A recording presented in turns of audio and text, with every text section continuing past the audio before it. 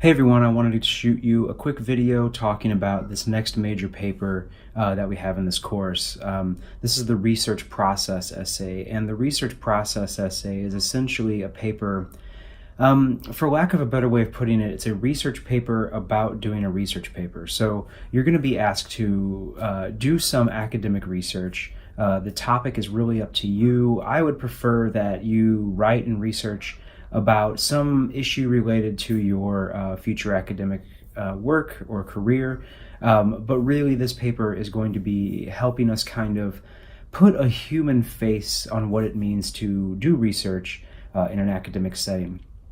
I kind of wanted to briefly just go over a little bit about this paper because I think that even though the paper itself is a rewarding experience, it can be a little bit confusing moving into it. So this paper is busted into three sections, three parts of the paper.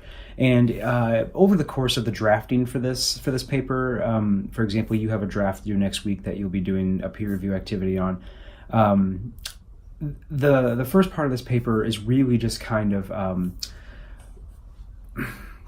well, when we do research like this, or when we do any kind of academic research, whether we care to admit it or not, we are bringing with us a set of assumptions or previous knowledge, or at least some sort of understanding or lack of understanding to the topic. So we're kind of barreling into the first part of a paper like this, or any kind of research process, with a set of ideas that we're carrying with us.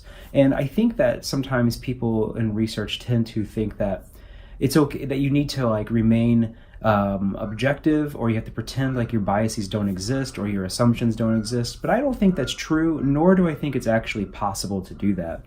When we think of what it means to do research, we are rooting our actual motivations and questions themselves in our assumptions, in our biases, in our pre-existing knowledge. We may have a hunch about something and we are going to investigate it, but that hunch is rooted in a bias, whether we care to admit it or not. And I would make the argument that the aim for objectivity itself is a myth. And we shouldn't be striving for that. What we need to be striving for is a clear understanding of our biases and a way to work with subjectivity in a way that is meaningful and purposeful, and hopefully not getting in the way of muddying any kind of viewpoints. So we can strive for objectivity, we can strive for a neutral stance, but I don't think it's actually truly achievable. Even with the last unit of work in this class, the literacy history, we came to understand that even the way we think about the world is rooted in the ways in which we come to understand language to describe the world.